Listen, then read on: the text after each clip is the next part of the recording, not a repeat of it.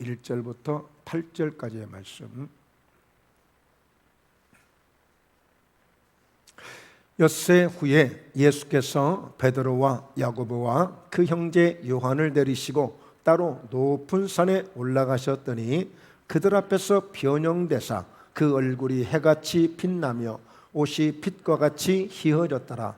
그때 모세와 엘리야가 예수와 더불어 말하는 것이 그들에게 보이거늘 베드로가 예수께 여쭈어 이르되 주여 우리가 여기 있는 것이 좋사오니 만일 주께서 원하시면 내가 여기서 초막 셋을 짓되 하나는 주님을 위하여 하나는 모세를 위하여 하나는 엘리야를 위하여 하리이다. 말할 때에 호련히 빛난 구름이 그들을 덮음에 구름 속에서 소리가 나서 이르시되 이는 내 사랑하는 아들이요 내 기뻐하는 자니 너희는 그의 말을 들으라 하시는지라. 제자들이 듣고 엎드려 심히 두려워하니 예수께서 나와 그들에게 손을 대시며 이르시되 일어나라 두려워하지 말라 하시니 제자들이 눈을 들고 보매 오직 예수 외에는 아무도 보이지 아니하더라. 아멘. 아멘. 네, 오늘 말씀의 제목은 예수님만 바라보는 신앙. 예수님만 바라보는 신앙. 예수님을 사실 우리가 믿잖아요. 그래서 늘 예수님을 바라보고 그렇게 우리가 산다고 생각을 해요. 그런데 어쩔 때 보면 혹시 우리가 예수님을 그냥 기도할 때나 우리의 대상이 되어지고 어려울 때나 급할 때나 한 번씩 하나님이 도와주시지 않을까 하는 어떤 그런 혹시 믿음은 되지 않는지, 항상 언제든 그분과의 늘 삶이 밀접되어 있고 연결되어 있고 늘 주님이 내 안에 내가 주님 안에 거하는 그런 믿음의 단계까지 우리가 지금 들어가고 있는가, 그런 믿음이 되어졌는가. 저는 이 말씀을 준비하면서 그런 어떤 깨달음이 왔어요. 제가 목포에 오기 전에 청주에서 한참 그 협동 목사로서 이제 사역을 9개월 동안 했단 말이에요. 근데 그 가운데 많이 서럽고 많이 힘들고 많이 마음이 아팠었어요. 그래서 혼자 많이 괴로워했고 혼자 많이 울기도 했고 사실 그랬거든요. 그럴 때마다 CC카메라가 보이지 않는 어느 구석에 가서 혼자 아마 그때 담배를 피는 사람 같으면 담배를 한 대 쫙 피웠을 거예요. 아마 술을 좋아하는 사람은 어디다가 감춰서라도 술 한 잔을 딱 했을 거예요. 근데 우리는 어때요? 주님을 생각하잖아요. 근데 저는 그때 주로 누구를 찾았냐면 요셉을 찾았어요. 요셉. 왜냐하면 요셉이 생각지도 뜻하지도 않게 형들에 의해서 팔려가게 되고 또 노예로 팔려가서 그 노예 생활을 하고 감옥 생활을 하면서 정말 자기가 이만큼 꿈에도 꿀 수 없는 그런 일들을, 그런 어려움을, 아픔을 겪거든요.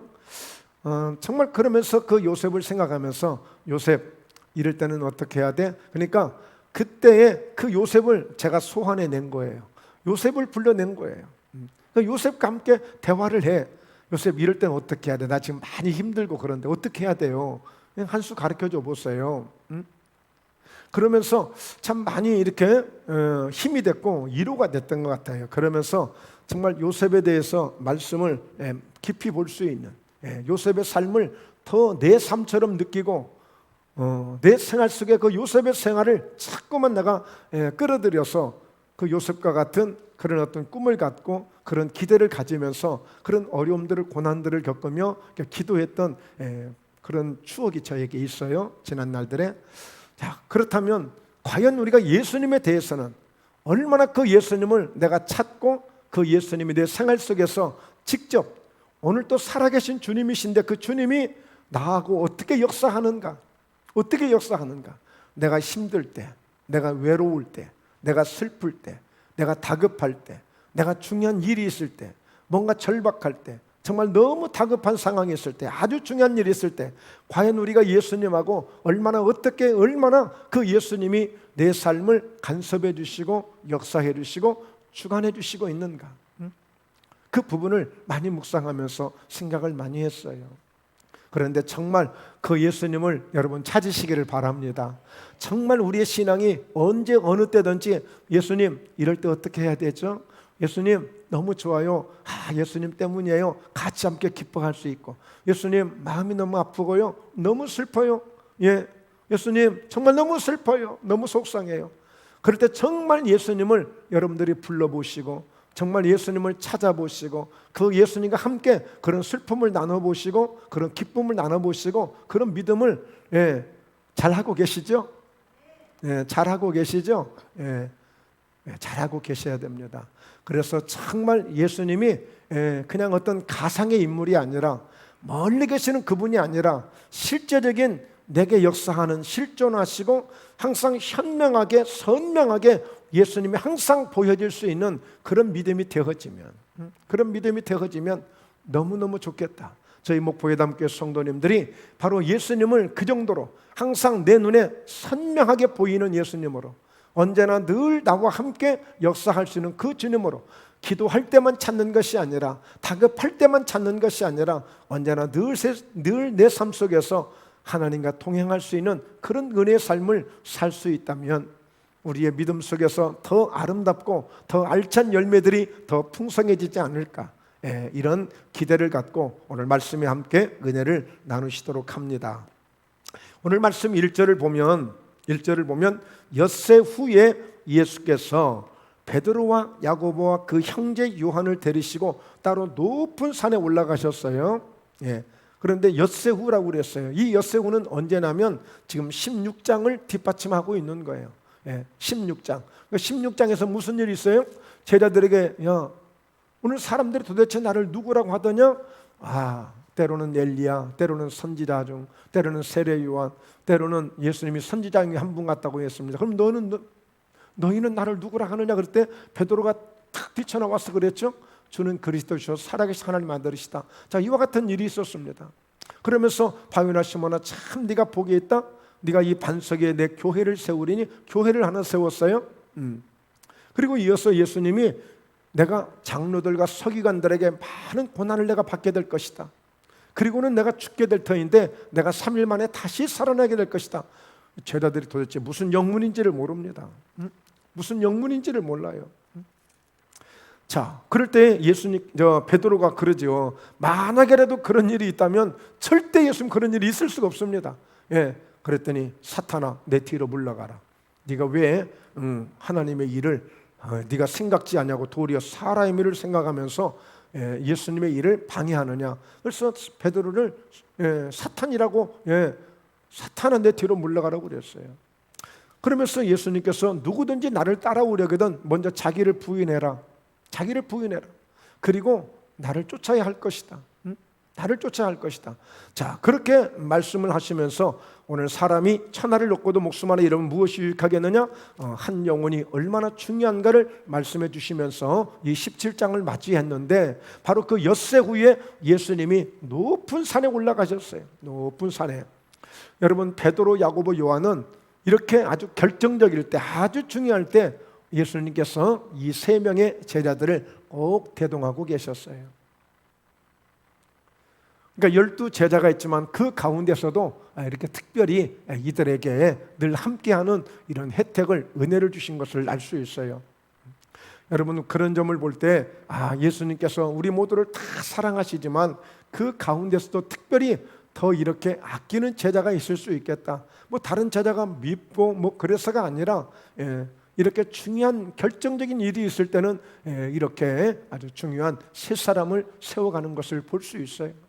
그래서 정말 여러분, 저희들도 늘 주님 앞에 이렇게 쓰임 받을 수 있는, 이렇게 소중하게 아주 중요한 이런 하나님의 은혜의 자리에 늘 우리가 있다고 하는 것, 이것이 최고의 감사인 줄로 믿습니다. 자, 그런 점에서 이제 이 높은 산에 올라가셨는데 신기한 일이 벌어졌어요. 놀라운 일이 벌어졌어요. 뭐냐면 갑자기 예수님하고 분명히 같이 올라갔는데, 같이 올라갔어요. 예수님이 그렇다고 다른 어떤 무기를 들고 간 것도 아니야. 도구를 가져간 것도 아니야. 무슨 화장품을 가져가고 무슨 빛을 낼 수 있는 후레쉬를 가져간 것도 아니야. 근데 갑자기 예수님이 변형돼 버리는 거야. 갑자기 예수님이 변화가 됐어요. 어느 정도로 변화가 됐어요? 그 얼굴이 해같이 빛나며 옷이 빛과 같이 휘어졌더라. 옷이 빛과 같이 휘어졌더라. 그러니까 오늘 예수님에 대해서 누구보다 잘 알고 있잖아요. 늘 동고동락을 할 정도로 늘 같이 했는데, 세상에 이 높은 산에 올랐는데 이렇게 세상에 이렇게 갑자기 이렇게 변할 수가 있을까? 너무너무 깜짝 놀란 거예요. 자, 그런데 그렇게만 예수님이 계신 것이 아니라 그때에 모세와 엘리야가 예수와 더불어서 말하는 것이 그들에게 보여진 거예요. 여러분, 오늘 예수가 그리스도인 것을 제자들에게 알려주었고, 그리고 예수님이 고난당하실 것을 알려주셨고, 내가 죽었다가 다시 살아날 것을 말씀해 주셨고, 그리고 그 일을 오늘 하나님의 일이다. 사탄아 왜 방해하느냐? 인간의 생각으로 생각할 수 있는 일이 아니고, 그래서 정말 주님의 십자가를 따르려면 이렇게 온전히 다 자기를 부인하고 자기를 포기하고 십자가를 따르는 거야. 그게 복음이야. 그게 예수님을 따르는 제자의 사역이야. 이것을 분명히 예수님이 보여주시는 거예요. 그런 점에서 오늘 이렇게 얼굴이 해같이 빛나고, 그리고 옷이 하얗게 이렇게 빛과 같이 휘어지는 이런 엄청난 변형이 있었단 말이에요. 고린도전서 15장을 보면, 고린도전서 15장은 부활장이라고 합니다. 부활장. 그래서 어떻게 부활이 되고 부활이 되면 어떻게 되는지를 잘 설명해 주고 있고, 얼마나 그 부활을 통해서 우리가 욕된 것으로 심고 영광스러운 것으로 다시 살고, 육의 몸으로 심고 신령한 몸으로 다시 우리가 살아나게 되고, 이런 부활, 해의 영광이 있고 달의 영광이 있고 별의 영광이 있고 별과 별의 영광이 다 다른 것처럼 각자 영광이 다 다를 것이라 하면서 반드시 예수님뿐이 아니라 우리도 변화가 되게 돼 있어요. 우리도 변화가 되게 돼 있다고요. 그러니까 실제적으로 말씀만 하셨던 예수님이 오늘 이 베드로, 야고보, 요한을 대표적으로 그들을 부르시고 그들을 직접 보게 해서 예수님이 앞으로 어떻게 되으실 일을 그들에게 좀 보여주고 있거든요. 그런데 이 제자들은요, 그 깊은 예수님의 마음을 깨닫지 못해요. 깨닫지 못한다고요. 이렇게 예수님이 분명하게 이렇게 보여주시는데도, 그런데 그때에 딱 누가 나타났어요? 모세와 엘리야가 나타난 거예요. 예수님과 같이 더불어 말씀하고 계시는 거야. 기절초풍할 일이죠.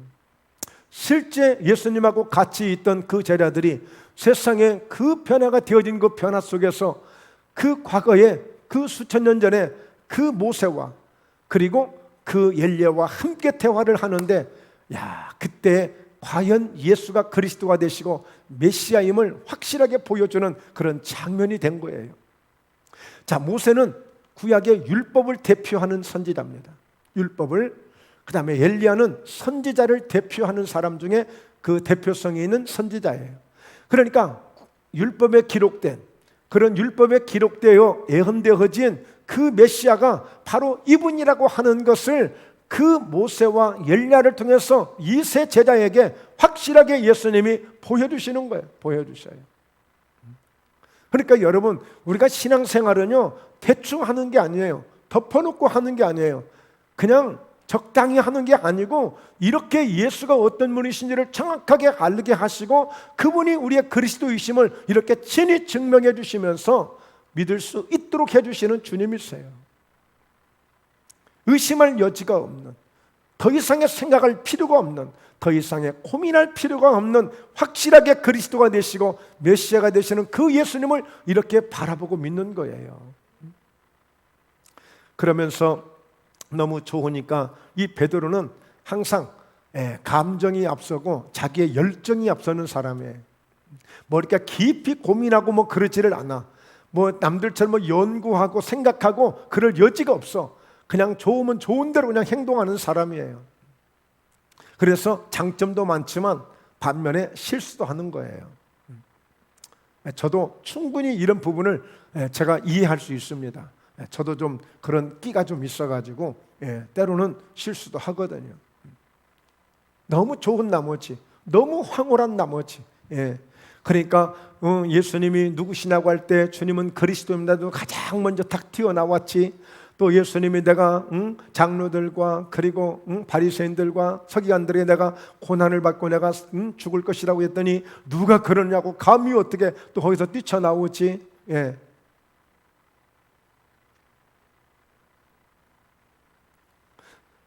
자, 그러면서 이 베드로가 어떻게 했어요? 주님, 너무너무 좋은데요, 여기다가 초막 셋을 딱 지었으면 좋겠습니다. 더 이상 우리 내려갈 것도 없고, 뭐 이렇게 보니까 정말 말로만 들었던 그 이 황홀하고 이 천국이라고 할 수 있는 이 주님의 이 모습을 보니까 이 세상 것 아무것도 뭐 볼 이유가 없네요. 너무 좋네요. 여기다가 딱 초막 셋을 지어서, 하나는 예수님을 위해서, 하나는 모세를 위해서, 하나는 엘리야를 위해서 여기서 편하게 지내시고, 그저 저희가 심부름할 일이 있으면 다 할 테니까 여기서 주님, 여기서 지내면 좋겠어요. 그러니까 여러분, 예수님의 생각하고 우리의 생각과 이렇게 다른 거예요. 예수님은 지금 깊은 뜻이 계셔요.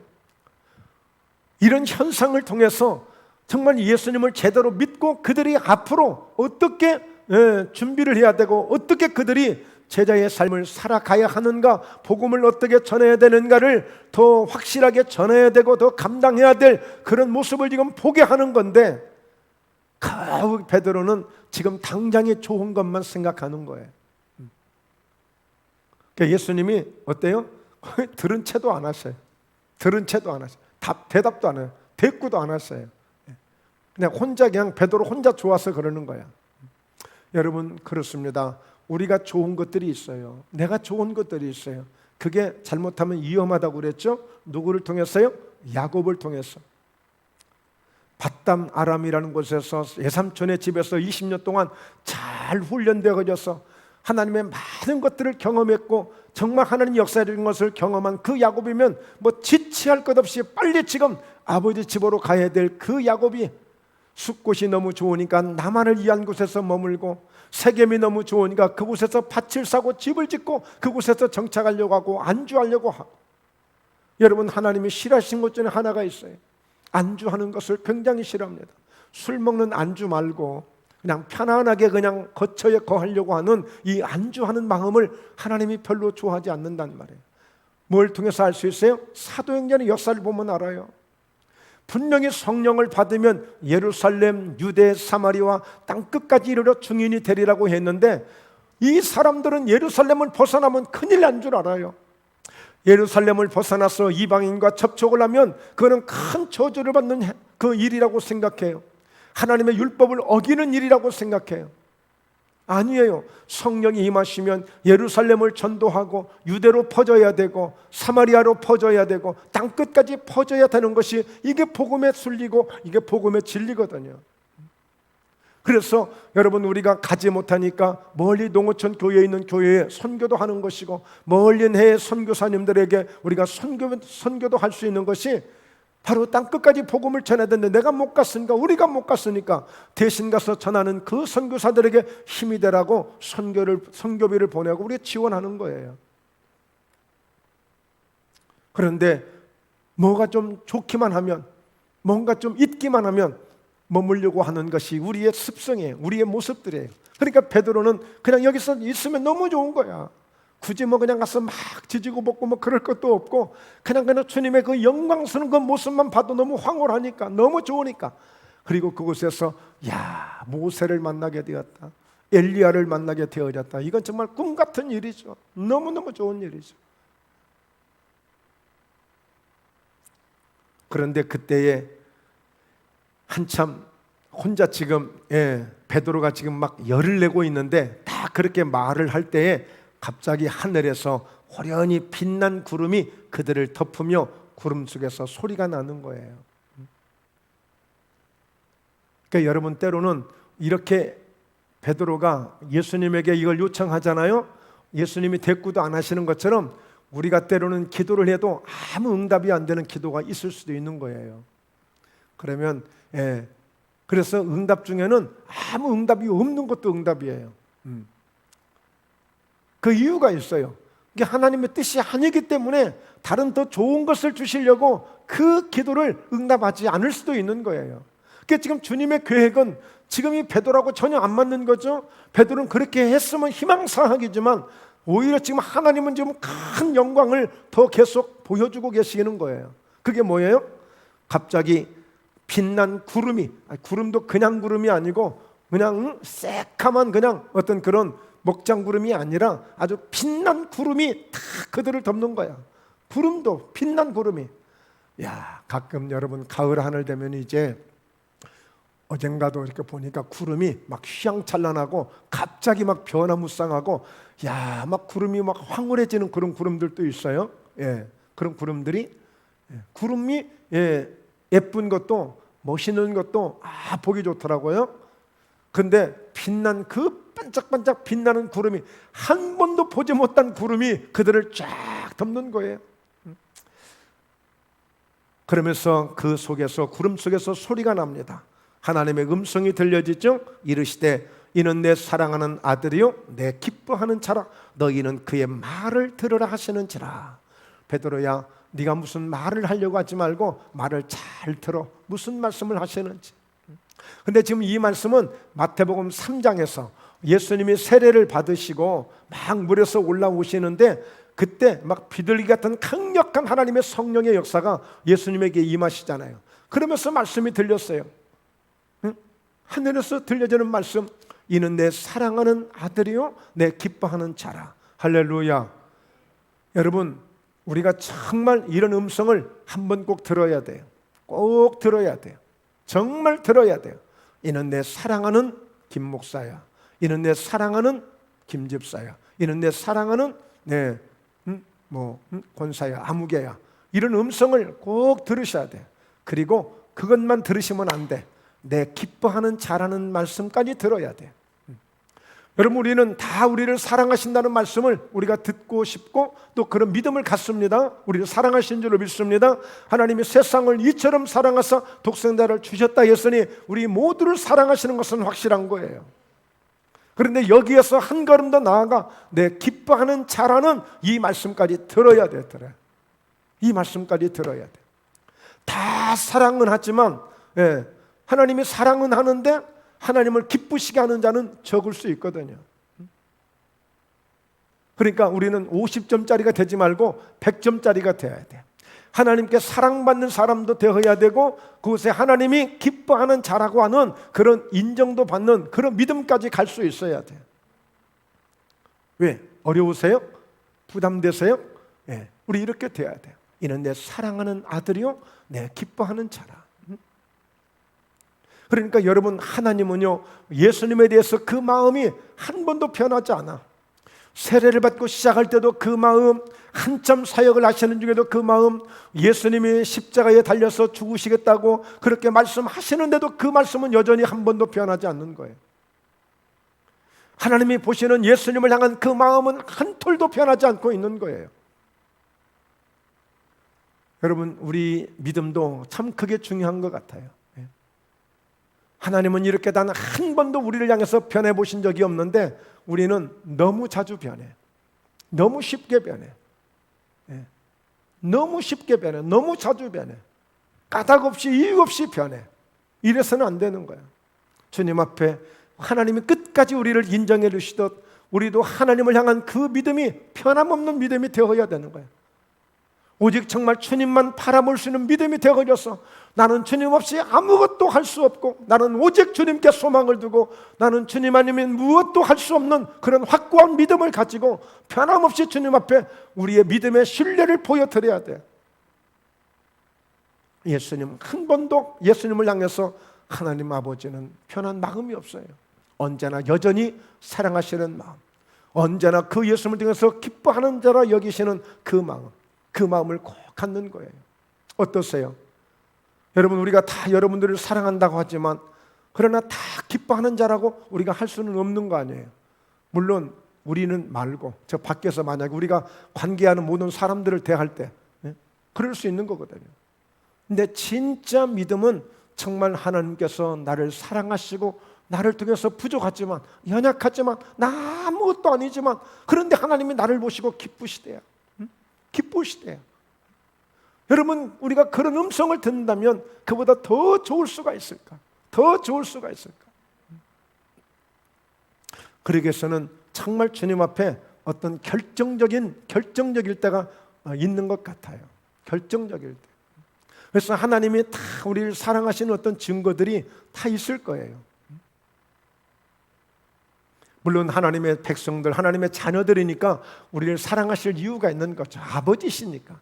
아버지니까 사랑해요. 그러나 그 아버지 가운데서도 기뻐할 수 있는 아들이 있고 조금 마음이 좀 더 이렇게 했으면 좋겠다 하는 좀 아쉬운 자녀가 있을 수도 있는 거예요. 그런데 하나님은 예수님을 향하여 한 번도 이 마음이 변치 않으시고 여전히 내 사랑하는 아들이요 내 기뻐하는 자라. 그러니까 너희는 여러 말 말고 그의 말만 들어라.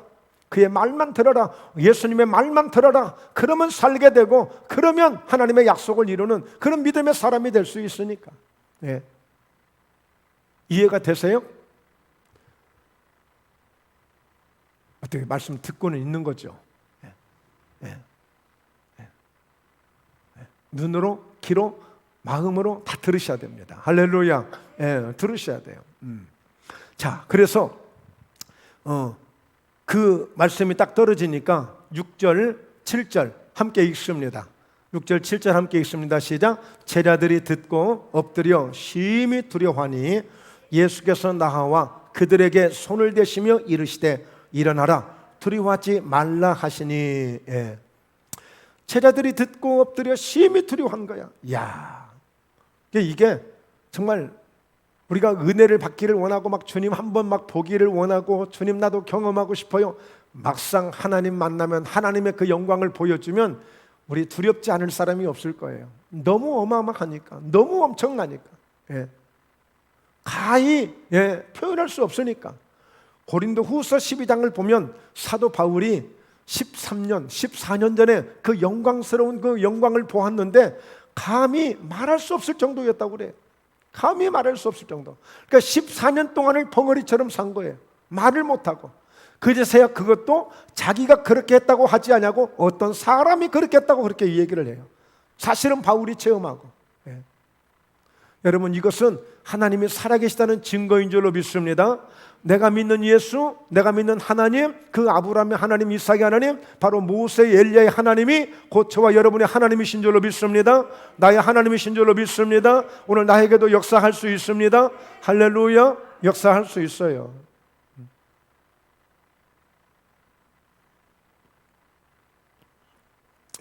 자, 그래서 오늘 우리는 이 제자들이 듣고 엎드려 심히 두려워하니, 여러분, 하나님은 두려운 분이 아니고 실제 우리의 아버지가 되시고 아바 아버지, 아빠 아버지가 되거든요. 아바 아버지라는 것은 아빠 아버지란 뜻이에요. 그러니까 아빠라는 뜻이에요. 그 정도로 이렇게 표현이 되어져 있어요. 그러니까 하나님은 정말 너무나도 사랑스럽고 가깝고 아무리 탕자가 집에서 돌아올지라도 다시 맞이해 줄 수 있는 그 아버지처럼 하나님은 언제든지 우리를 맞아주실 준비가 되어 있거든요. 언제든지. 자, 그러니까 오늘 이 예수님 앞에 우리가 듣고 엎드려서 심히 두려워해서 하나님 앞에 나가기가 두려운 대상이 아니라 히브리서 10장 19절에도 우리가 예수의 피를 힘입어서 성수에 들어갈 탐욕을 얻었다고 말씀하잖아요.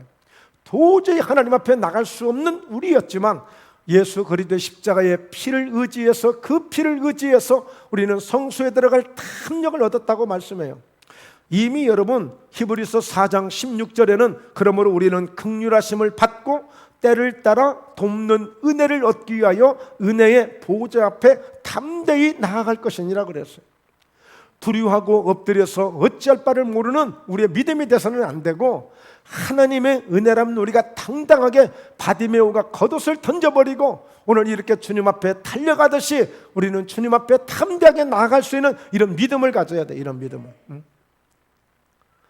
여러분, 주님을 피하고 주님을 두려워하는 것은 마치 아담이 범죄하고 나무 뒤에 숨는 거나 마찬가지예요. 가인이 어딘가 숨는 거예요. 우리는 하나님의 은혜를 알면 하나님의 보좌 앞에 담대하게 나아가는 거예요. 은혜의 보좌 앞에 담대히 나갈 수 있는 이런 믿음이 되시길 주의 이름으로 축원합니다. 결코 하나님은 두려움의 대상이 아니에요. 하나님은 날마다 하나님을 찬미하고 찬양하고 영광을 돌리고 하나님 앞에 기쁨으로 춤을 추며 나아가는 우리의 좋으신 아버지신 줄로 믿습니다. 그러므로 은혜의 보좌 앞에 은혜를 구하시면서 담대하게 나가시는 저와 여러분이 되어야 될 줄로 믿습니다. 항상 교회 오실 때도 마찬가지예요. 기쁨으로 감사함으로 달려오세요. 언제나 하나님 여러분을 기다리고 계신다니까요.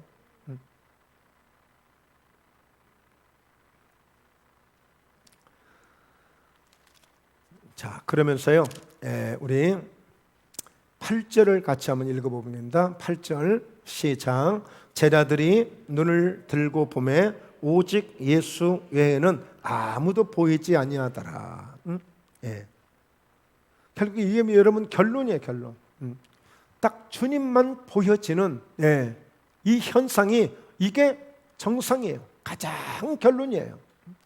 아무리 엘리야가 있고 모세가 있어도 그들이 우리의 구원을 이루는 것이 아니라 진정한 우리의 구원을 이루고 생명을 주시고 영원한 영생을 주시는 분은 예수 그리스도인 거예요. 그러니까 정말 예수 그리스도가 내 눈에서 시야에서 사라지면 안 돼요. 항상 선명하게 예수 그리스도가 내 눈 안에 보여야 돼요. 내 눈 안에 늘 내 마음 안에 들어와 있어야 돼요. 그 주님이 보이지 않으면 이건 문제가 있어요. 딱 주님만 보이는 신앙, 세상이 보이는 신앙이 아니고 이런저런 내 욕심이 보이는 세상이 아니라 주님이 딱 보여지는 모든 것 뒤에 주님만 보여지는 그 빛난 구름도 지나가고 그 광채도 지나가고 그리고 엘리야도 그리고 그 모세도 지나갔지만 예수만 선명하게 보여지는 이 믿음이 가장 결론의 믿음이고 가장 중심적인 믿음이고 가장 핵심적인 믿음이에요.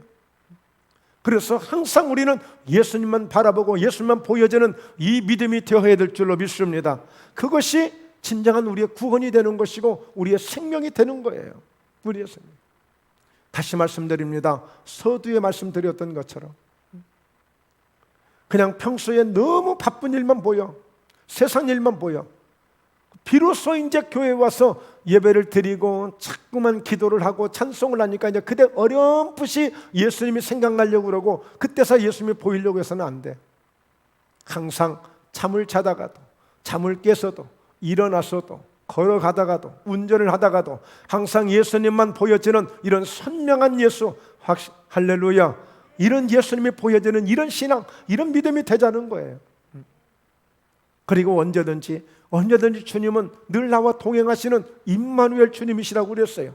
언제든지 주님이 함께 계셔서 말씀드렸듯이 바쁠 때 해도 또 힘들 때 해도 지칠 때 해도 언제나 주님을 부를 때마다 그래 왜 라고 말씀해 주시면서 내게 손을 내밀어 주시고 내 손을 잡아 주시고 내 마음을 만져 주시고 내 눈물을 씻겨 주시고 그런 주님으로 우리가 늘 주님을 바라봐야 될 줄로 믿습니다. 주님을 언제 내가 어떻게 생각해야 될 줄도 모르는 그런 주님이 아니라 그냥 종교적으로 기도해야 되니까 예수님 생각해야 되고 기도해야 되니까 내가 또 의지해야 되고 그게 아니라 언제든지 모든 삶에서 어떤 상황에서도 그 주님을 늘 찾고 그 주님과 늘 동행할 수 있는 믿음. 그래서 그분과 대화가 되고 오늘 여러분 보십시오. 변화산에서 뭘 보여주셨죠? 엘리야와 모세와 예수님이 대화를 하고 있었어요. 대화를 하고 있었어요. 과연 우리는 그분들이 정말 천국에 있긴 할까라고 생각했어요. 과연 그분들이 예수님하고 어떤 관계가 될까 했어요. 근데 예수님은 이미 창세전부터 계셨던 분이에요. 얼마든지 예수님이 그분들과 함께 대화할 수 있는 거예요. 원래 예수님은 하늘에서 오신 분이에요. 다 이미 알고 있는 분이에요. 그래서 여러분 요한복음 5장에도 보면 바리새인들이 서기관들이 막 예수님을 핍박하니까 요한복음 5장에 모세를 너희가 알았더라면 나한테 이러지 않았을 거야.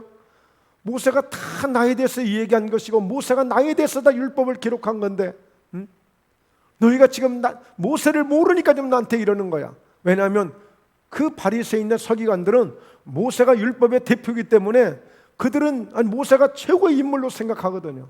근데 그 모세가 예수님에 대해서 기록했다? 예수님에 대해서 말씀했다? 이거는 그들에게 충격적인 이야기예요. 그러니까 여러분 오늘 우리는 이런 분명한 예수만 딱 보여지는 이 믿음이 되어지면서 장차 장래에 오늘 이 베드로, 야고보, 요한 그 사도들 가운데 가장 대표적인 인물들 아니에요? 예수님이 어떤 분이신지를 확실하게 이제 경험했으니까 이제 앞으로 주어지는 모든 환경 속에서 사역 속에서 이제는 그 주님에 대해서 염려하거나 두려워하거나 의심할 여지가 없는 거예요. 그러나 그들은 예수님을 부인하고 실패하거든요. 결국에 그 결론은 바로 성령 충만한 것밖에 없는 거예요. 여러분, 물과 성령으로 거듭나야만 되는 거예요. 예수님께서 요한복음 3장에서 물과 성령으로 거듭나야 제대로 신앙이 되는 거예요. 여러분, 거듭난다는 얘기는 완전히 탈바꿈되어지는 거예요. 완전히 새 사람 되어지는 거예요. 완전히 새 사람. 예, 완전히 새 사람. 오늘 우리 문권사님, 우리 작은아버지, 지금은 이제 문권사님 작은아버지로 통하지만 이제 확실하게 이제 자리를 잡으시면 이제는 당당하게 이제 문성희 집사님으로 이제 이렇게 통할 거예요. 왜 우리 자녀들 가끔 그런 거 있잖아요. 아, 누구 집 아들, 아이고 누구 집 딸. 그랬는데 그 자녀들이 커서 성장해서 뭔가 잘 중심을 잡고 자리를 잡으면 이제는 아, 누구 엄마, 누구 아빠 이제 이렇게 되는 거예요. 이제 그런 이제 과정이죠. 근데 오늘 다 이렇게 오셨는데 제가 놀랐어요. 머리가 덥수룩하셨는데 이발을 싹 하신 거야. 그러니까 우리 권사님이 그러셨어. 이제는 한국 사람답게 이제 해야 된다고. 이제는 한국 사람이 되어졌으니까 이렇게 변했다고 그랬어요.